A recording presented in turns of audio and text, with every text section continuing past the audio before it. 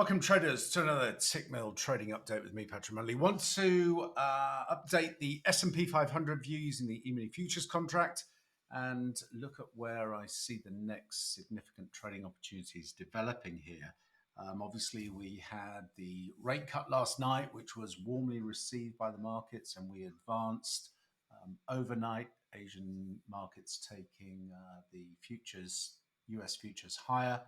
But we are reaching some key inflection points here, and so I want to just give you my view on things. On the weekly time frame, we're heading towards a two standard deviation volume weighted average price move on a 20 week look back at 67.71.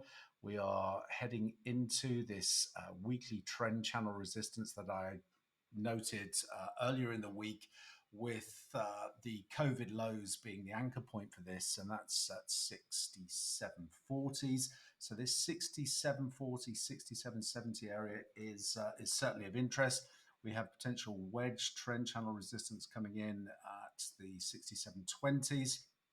And if we move to the intraday time frame, you'll see we have daily projected range resistance at 67.23. I've initiated a short position here versus the longs that I'm holding from last night's test of daily projected range support and the pop higher.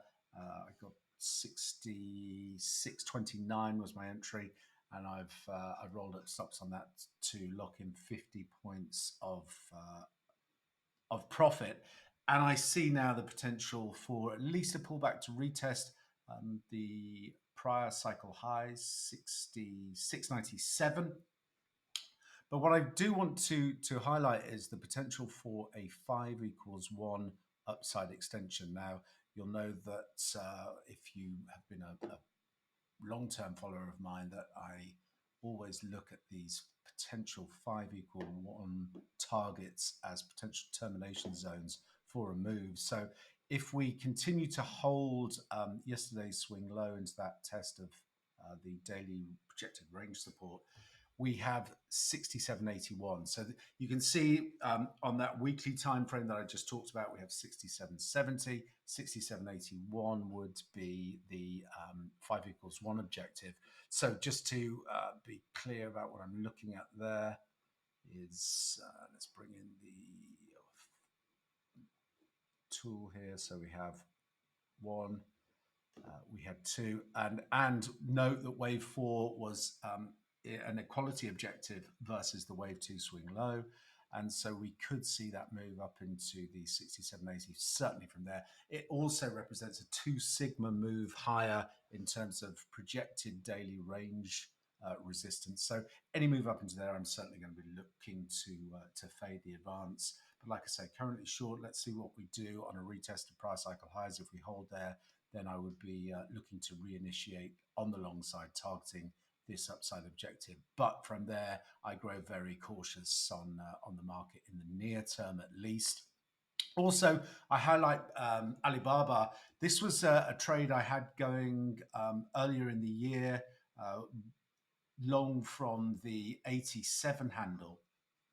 And the target was for this 164 test.